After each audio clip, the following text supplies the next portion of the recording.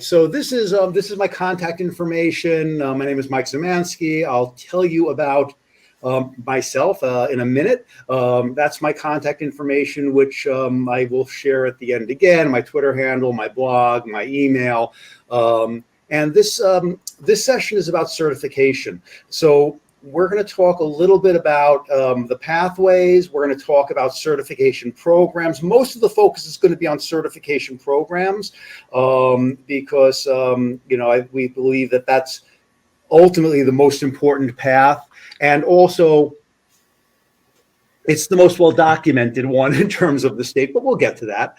And I'm joined on stage by Steph, Victoria, and Jessica, and we may get one more. Eric might be able to pop in if his schedule allows it. And they're all people, they'll introduce themselves in a second, but they're all, they've all completed the certification program that I run at Hunter, and they'll be able to give you a little bit of their perspectives on this. So let's start with some introductions. My name is Mike Zamansky, and I run the computer science teacher education programs at Hunter College, among other things. And I've been at Hunter for about for 7 years now. And even though I'm, I'm an instructor at Hunter College, I'm not a real professor. I'm not a researcher. I'm a teacher. I've been a teacher I was a teacher for 26 years before I came to Hunter. For the past 7, I started at Seward Park High School, teaching math and a little computer science. Then when I went to Stuyvesant High School, I was there for 24 of my 26 years in the public schools, where I built the computer science program there. And I've been very involved in the computer science education movement. Some people would say that New York CS for All movement started with a conversation between me and a venture capitalist in New York. I think that the people who say that give me more credit than I'm worth, but I've been involved since the beginning. So I've been in this game a very long time. I'm getting close to the end of my career, so I think it's cool that I'm working with all these people getting new certifications. And so let's just run down the people who are here. So to tell us a little bit about who they are, and they'll tell you about their thoughts on certification a little bit later. So why don't we start with Steph and Victoria? Hi, I'm Steph. I started off actually going into finance as my bachelor's, and then I went back to get my education in business. And I ended up getting... Steph, you're on mute. Still? I thought I was unmuted. Am I still unmuted, or can you hear me? Oh, there we go. Should be good now. Better? Okay. Sorry. I just talk and no one ever listens to me anyway. A little humor. I started off actually in finance, and then I went back to get my education in business education. And then when I graduated, I was presented with an opportunity to teach computer science and business at Mineola High School. And then from there, because I continued to teach computer science, I wanted to get my certification. So I'm currently a computer science certified teacher and a business certified teacher. So my name is Victoria Berkowitz. I work with Steph, as you can see.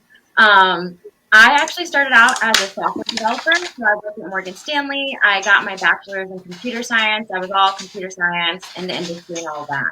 I left industry and I wanted to become a teacher.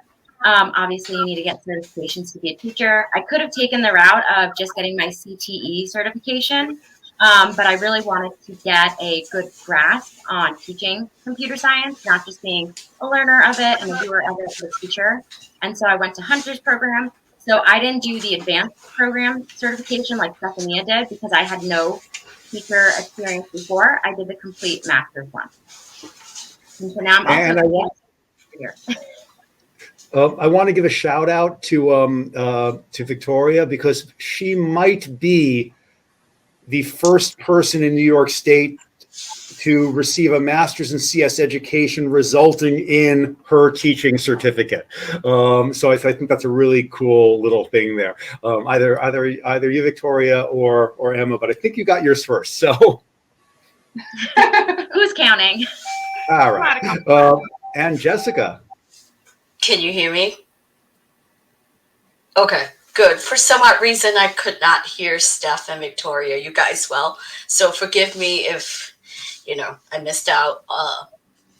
So a little bit about me, like Mike said, I started out as a math teacher back in 2005, and I've been teaching math for a while. But there's been a shift of my experience since 2016, actually 2015. I started teaching computer science, and slowly I got into training with CS for All for computer science principles. So I've been teaching CS for a little bit. Another shift back in 2017, I only taught CS. It's been a privilege to work with Mike and also be in his program at 2020 in the beginning of the pandemic. Because of the experiences and opportunities with CS for All, I have the privilege to serve as a master teacher for the BJC curriculum. I enjoy teaching CS so much. I really, truly believe it's a great experience and see all of you folks. So currently, I'm actually in a doctoral program at SUNY Albany in curriculum and instruction with a focus in computer science education. And also my role as a Computer Science Teacher Association New York Chapter President. All right, and and so we're going to hear more from Steph, Victoria, and Jessica in a little bit. But what I thought would be worth talking about a little bit is the different pathways to teaching computer science in New York State, and so I think the three that people talk most about are the statement of continuing eligibility, individual evaluation, and then certification programs. And what I'm going to be sharing here are, they're my opinions on it. So, take everything with a grain of salt. You might disagree, and that's fair. That's certainly valid. And Eric is here, so let me bring him on.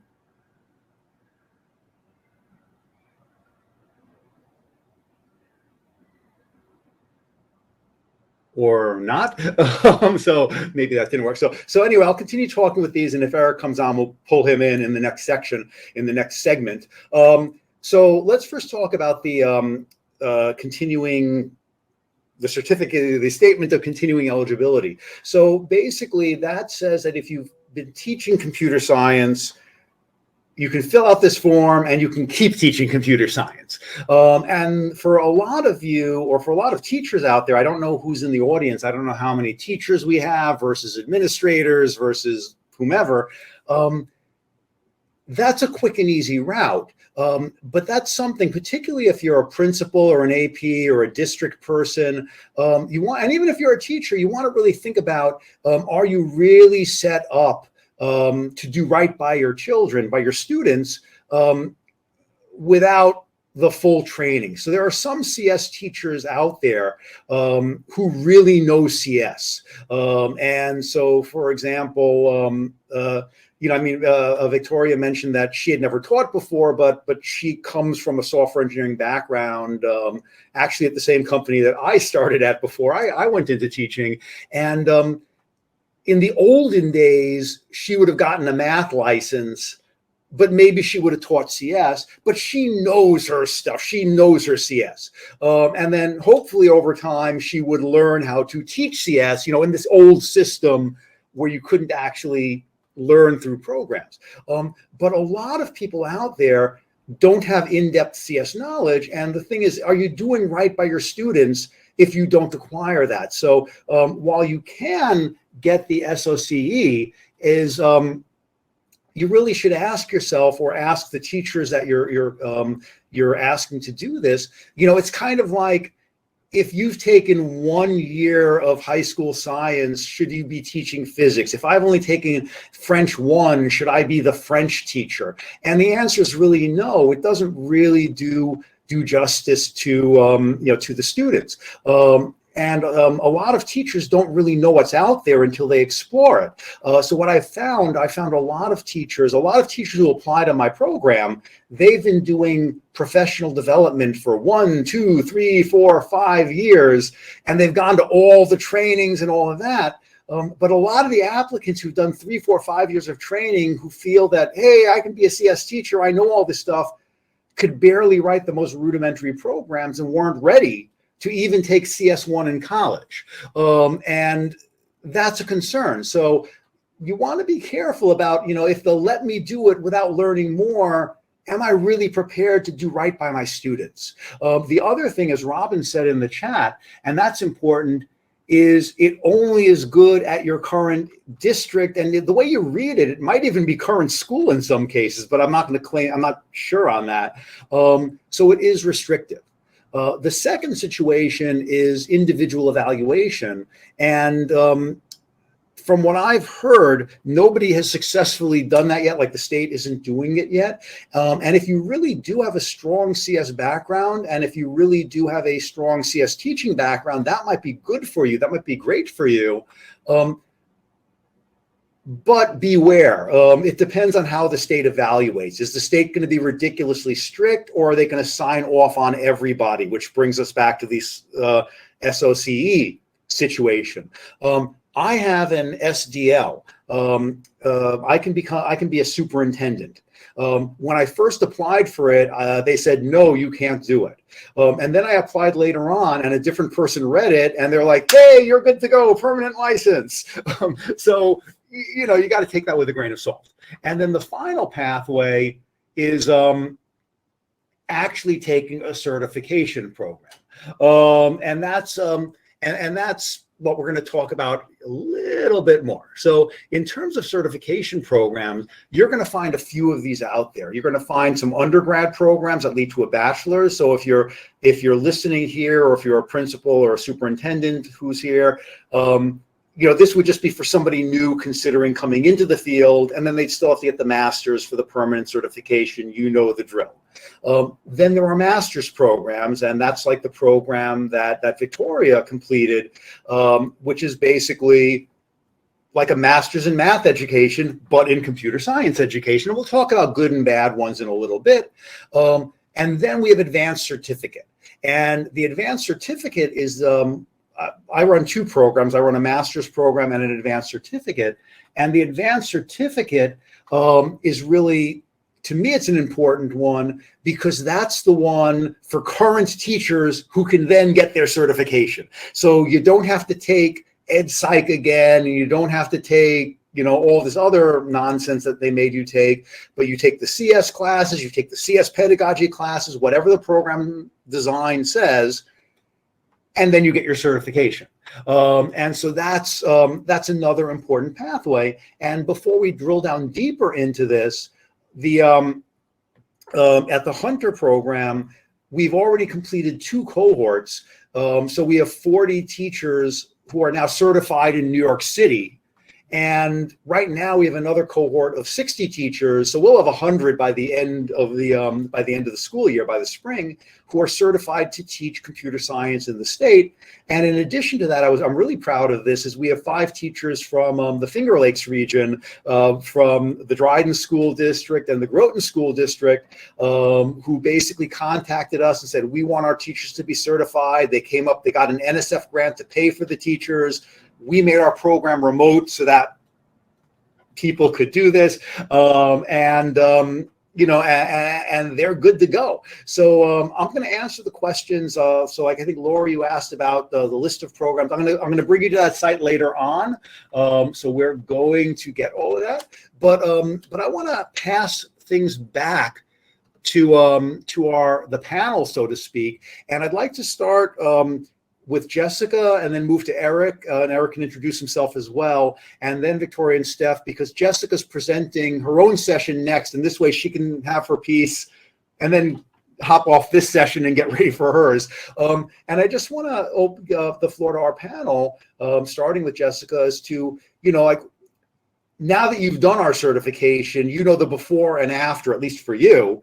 Was it important? Why was it important? What about it was important? And maybe what about it wasn't so important? So Jessica, you're on.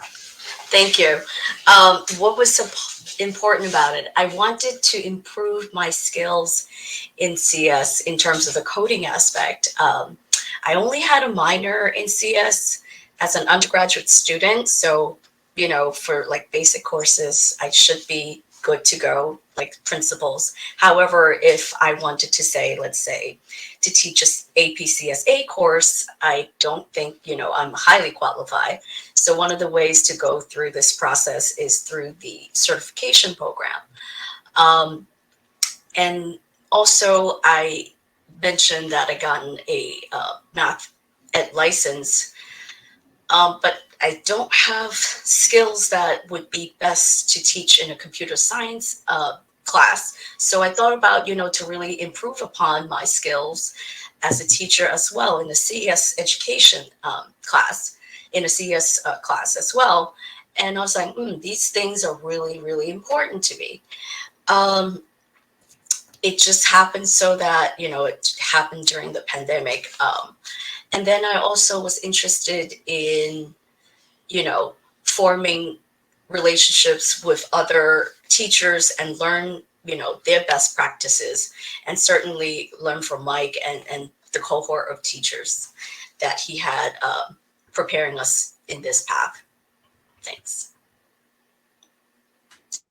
All right. And why don't we pass over to Eric? Because I know, Eric, you're in the middle of a bunch of stuff now as well. But thanks for being able to carve out a few minutes. So if you could just introduce yourself to the room, where you were coming from in terms of your background before you took it, why you took the certification program, and then again, why it was important, why it wasn't important, or what was, what wasn't. Just a couple of minutes on that to give a little bit of a different context, since all four of you are coming from slightly different places. All right, thanks. Sorry I'm late. Really appreciate the opportunity. I am moving right now, so that's sort of why I'm in and out here. I really wanted to come on and share why it was so important for me to get part of this program. I was a special ed. I started teaching as a special ed self-contained English teacher. I did a lot of co-teaching over the years. This is now my 13th year. So this type of certification program was a really great opportunity for me to expand the skill set and also sort of move towards a path of becoming like my own independent classroom teacher, which is a really great opportunity. So that was one thing that for a selfish reason. And then a selfless reason was because I work in a transfer school, Brooklyn Frontiers in downtown Brooklyn. And I just think that they hadn't really been exposed to it. So I jumped at the chance to get involved with CS for All, and they were really great program, awesome leadership there, learned a lot. But I still felt like I didn't really know the fundamentals and the essentials. And that's where the Hunter certification program came in. And it was recommended to me by a friend who I happened to meet in the CS for All thing. So it gave me the opportunity to really expand my skill set and feel more confident exposing these kids to the world of computer science that oftentimes would not have the opportunity to. And also part of the world of transfer schools that really benefits from computer science classes that kids come in oftentimes needing a higher level math or a science credit. And many of the computer science classes are able to be coded as either one. So that provides my school with a lot more flexibility. And the kids are loving it. I'm now teaching AP CSP for the first time, and just everyone's having a blast. Yeah, it's crazy. Cool. And Steph and Victoria in either order. Okay, I guess I'll go first. We'll just continue with that. Like I mentioned, I came from a business background. I wasn't even exposed to CS until I came to Mineola, and they're like, hey, do you also want to learn computer science? And I'm like, sure, why not? So as I got into it, I really, really enjoyed it. And in order to be a better teacher and to help my learners progress, I felt like I needed to also get certified so I can learn more about it. Like Eric, I knew nothing about it. And being exposed through the program and the certification was really important because I got to learn different languages like Java and really dive deeper into Python. And I also got to see the different types of concepts you can teach with computer science, because I teach AP CSP and I'm really like known with block-based, a little bit of Python just to get through the course.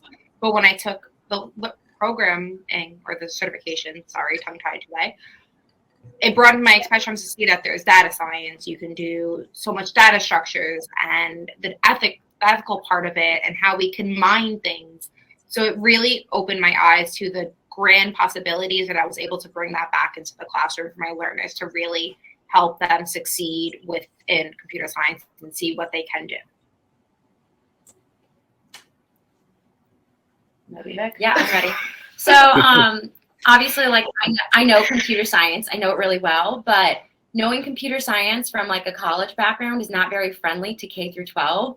So being able to be a better teacher means like being able to learn computer science from a lens of teaching younger learners, which is very different than college.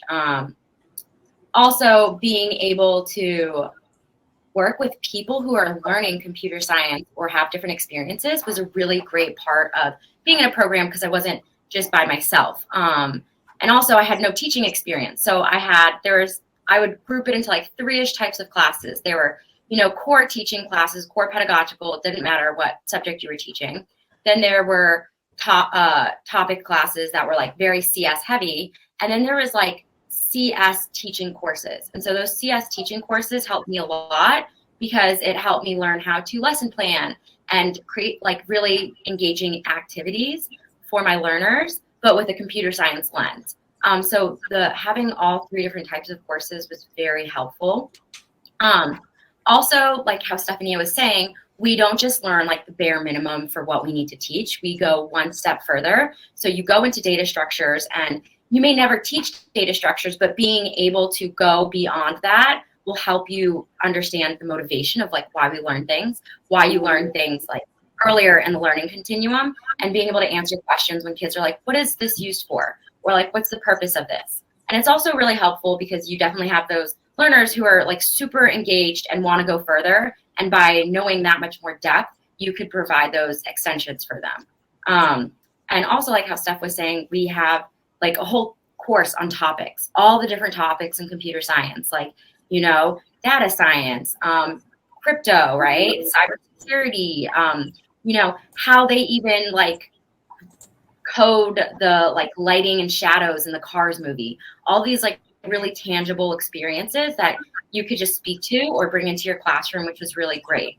And throughout the program, everyone's always sharing their ideas, what they make and things like that. So I've had plenty of times where I've come up with an idea and other teachers were like, can I use that? And I use their stuff all the time too.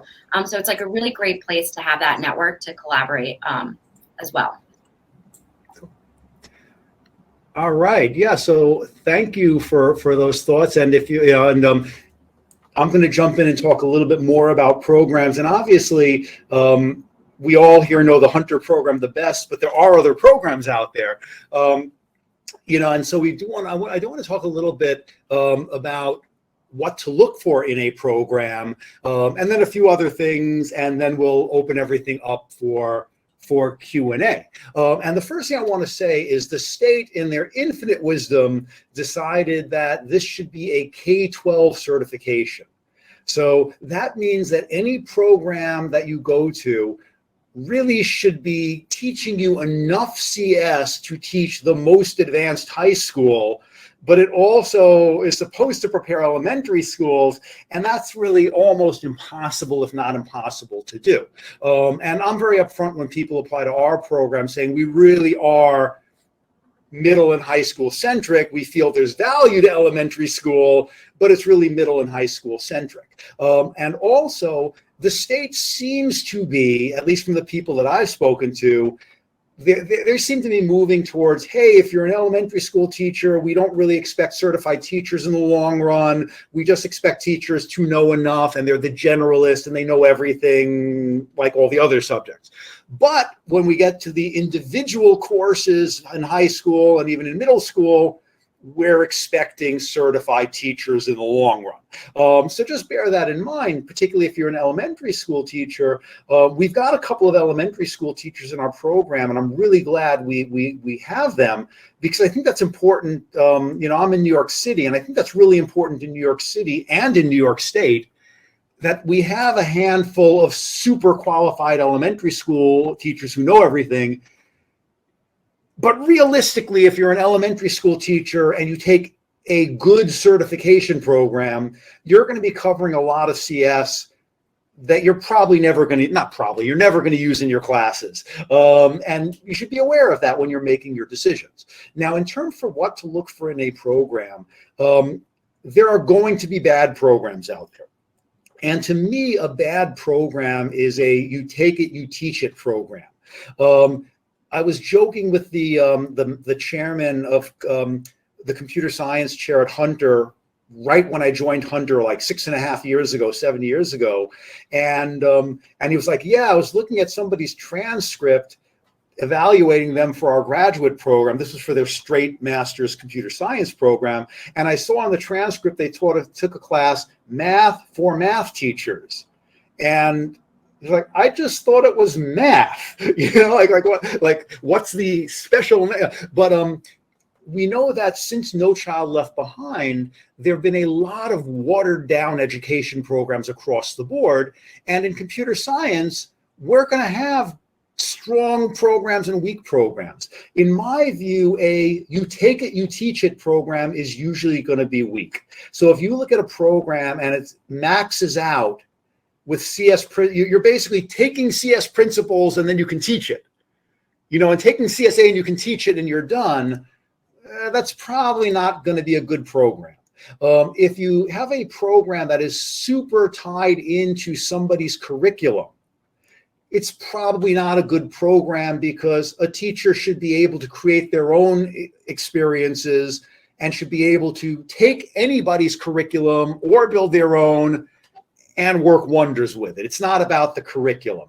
Like think back to when you were in school. I always tell this story about, like, do you remember when you decided to become a teacher or your career path? Do you remember that inspirational curriculum that say, no, it's the teacher.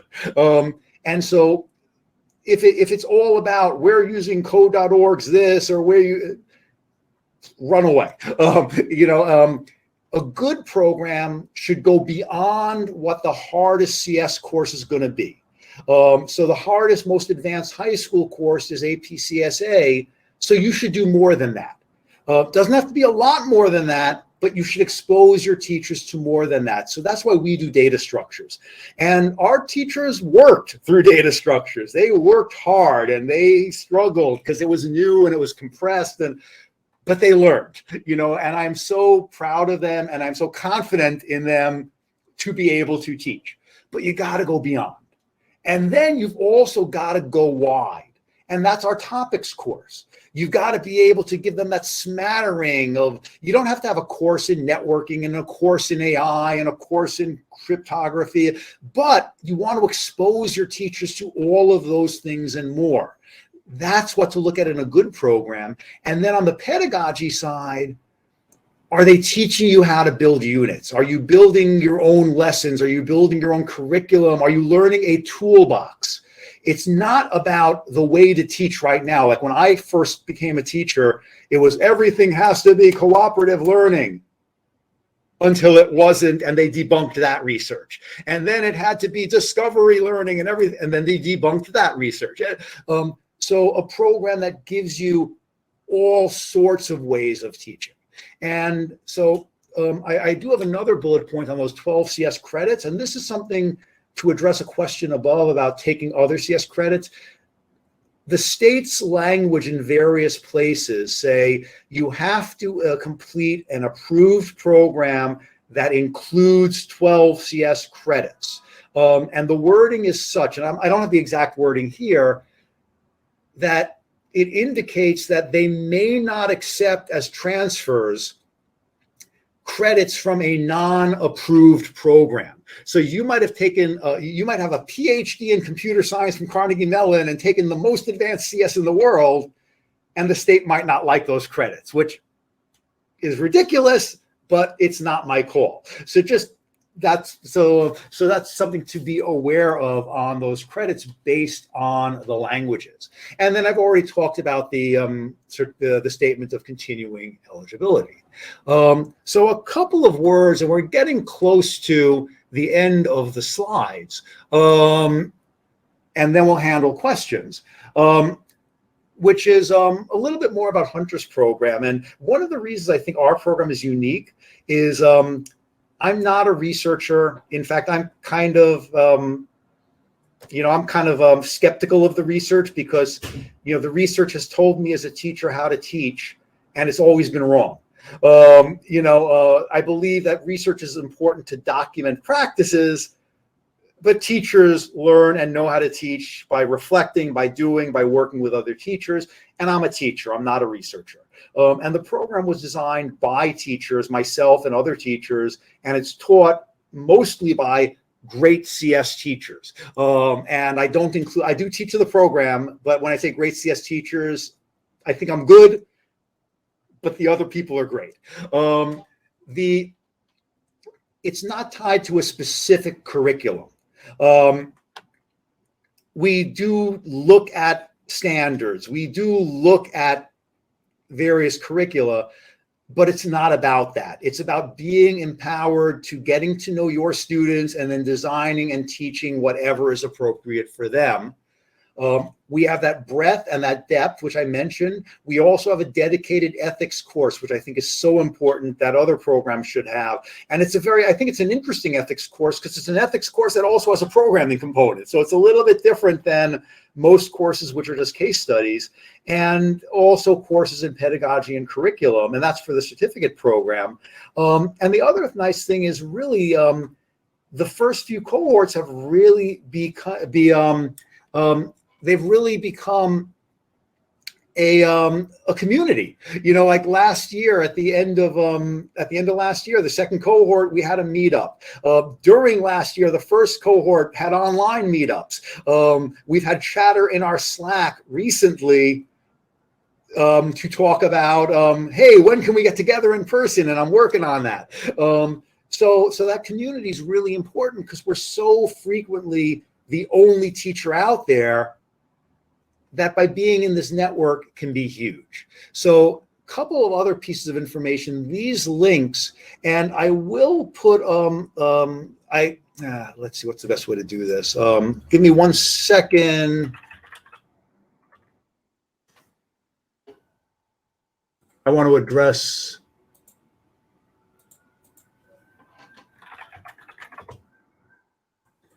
I'm going to post the slides because they have these links in here. And the slides will always be available up on that site that I just shared in the chat. But these two links I put here are important for you. The first one is the list of all currently approved certification programs. Unfortunately, Hunter is the only advanced certificate. So if you're a working teacher and you want to become certified, you got to come to us. I'm hoping that changes. If any of you work in districts, are in different parts of the state, and you want to talk I would love to work with you to help you get a certificate program online, because Hunter's program, I think it's great, but I'm biased. I created it. It's not right for everybody. There's got to be more programs. We need other places to step up. But this website will have the list with all the programs, and then also a link to the certification topics. It's I should.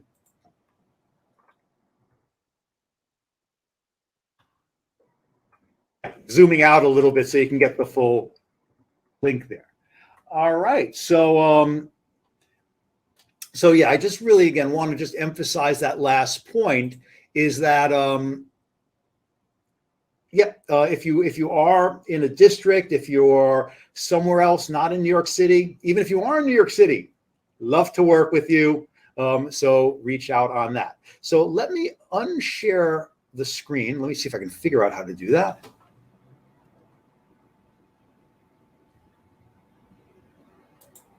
There we go. And we've got about 10 minutes left. A lot of the questions scrolled back, and I know I answered a few of them, but I'd love to open the chat. I'd love to open the chat for questions either for me or for Steph and Victoria, and if Eric's available. Yeah, let me answer Jacqueline's question, which is, right now, our master's program is mixed of in-person and online. But so far, I've been able to have them keep our certificate program as totally online. And my argument is we have to accommodate the state. We have an obligation to the state. Even in New York City, I mean, you know, Steph and Victoria now are teaching on Long Island. They're not going to schlep in. I guess in theory, eventually there might be a program closer to them, but there isn't one now. And if you look at, like we had a teacher who taught on Staten Island and who teaches on Staten Island in our cohort, and she lived in Jersey. She wasn't going to drive to Hunter. And then the big one is our teachers from Dryden and Groton. Tuesday, I was just up there. My wife and I drove up to the Finger Lakes basically to meet them. And they've been coming down, you know, they've been not coming down, but they've been Zooming in on our classes, and they can only do that because it's remote. So we want to leave it remote for as long as we can, and we'd love for other programs to pop up. Robin, yeah, everybody that I know talking about the individual evaluation has hit a dead end so far. And I've also hit a dead end trying to find out more. So I wish we could, wish I had more news on that. But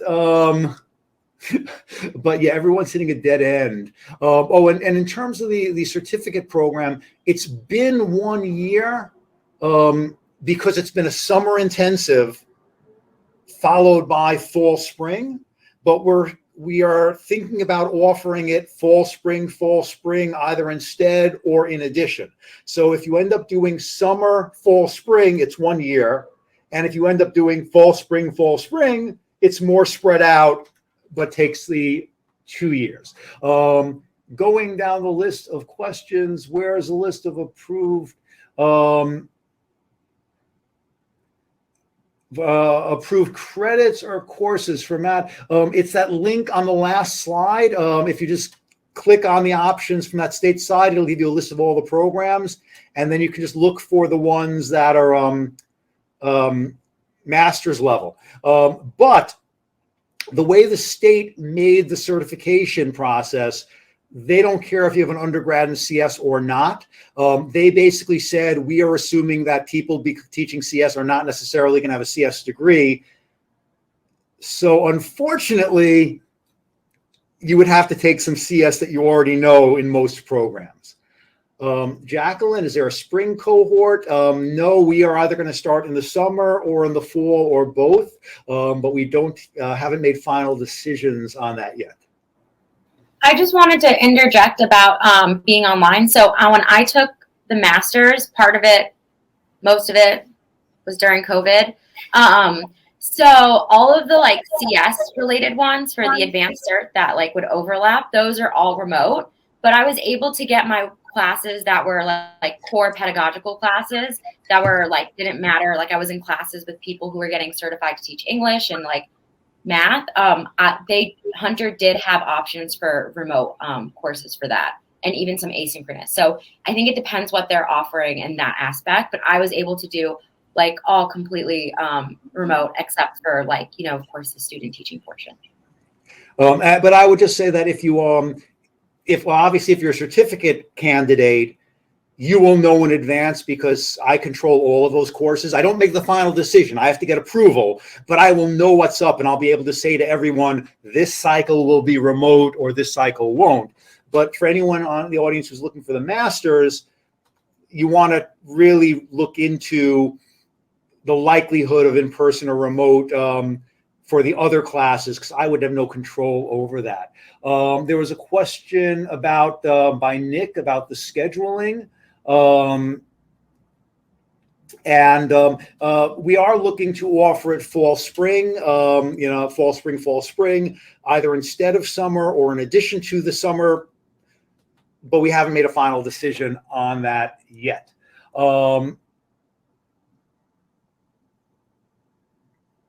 And I'm reading Megan's question. If you have CS credits, if you have no CS credits, but are in an educational technology or certified teacher program, it's the same program in either case, because the certificate program, it's you've got to fulfill what we, in our case, what we at Hunter feel is important for a CS teacher, and also fulfill all the state mandates. And anyone else's program, they might have a different opinion, so they might have a different selection of courses, but you're going to still have the 12 CS credits plus whatever CS Ed credits they're important. But because you probably can only transfer credits in from another approved program, whatever program you do, you would not be able to shortcut.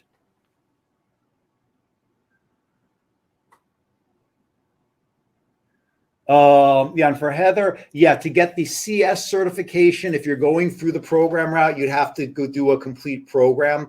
And again, that's because the classes that you took to get CTE CS certified, you might have taken some CS classes there, and hey, they might even be more advanced, but the state never approved those for the CS side. So this is like the state stupidity.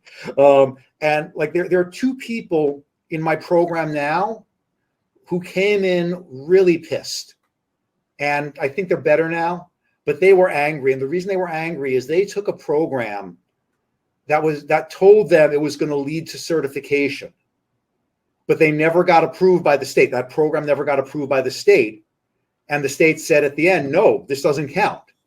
And I'm not going to mention the name of that program, but then they came to mind, and I think they're happy now that they've been with us for a while. But the point is that I think that program was assuming they'd be able to play some games with credits and stuff like that, but they couldn't.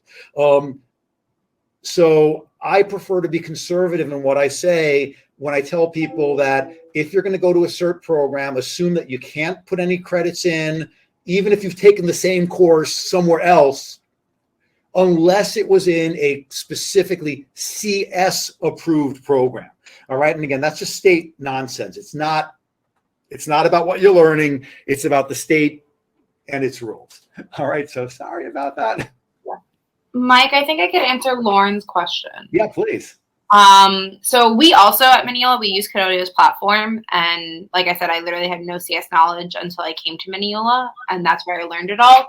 So even for the application, if he's really just looking to make sure you understand the concepts more so than how to actually code. When you go into Java, he really dives even deeper into it. But if you are using Cadodio or CodeHS, look for their Python platform. And the intro level, that should really help you at least with your application process. That's what I did. I think I submitted a tic-tac-toe game, like really basic, and that was able to get me into the program. But if you are determined, you will have no problem in the program itself. Yeah, and to follow up on that, I mean, a number of people, like in last cohort, we had workshops which help prepare, et cetera. But part of that is because when we do it for summer, fall, spring, it's so intense. The summer is so compressed.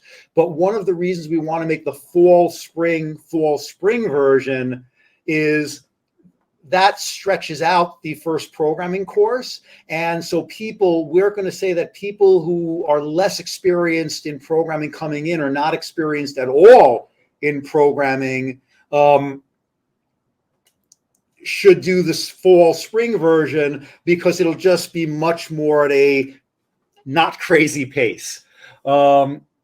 And Lauren, specifically, I mean, QBasic is not radically different than what you'd be starting with. So you're probably you're probably stronger than you're giving yourself credit. For Robin's question, I would imagine that not yet. They're not yet actually requiring it, but that should be coming soon because the state is planning. You know, like they said, like within another year or so, they expect the standards to be implemented, et cetera. But that's That's district to district as far as I know. All right, so we are about out of time. I'm just going to put, my Twitter is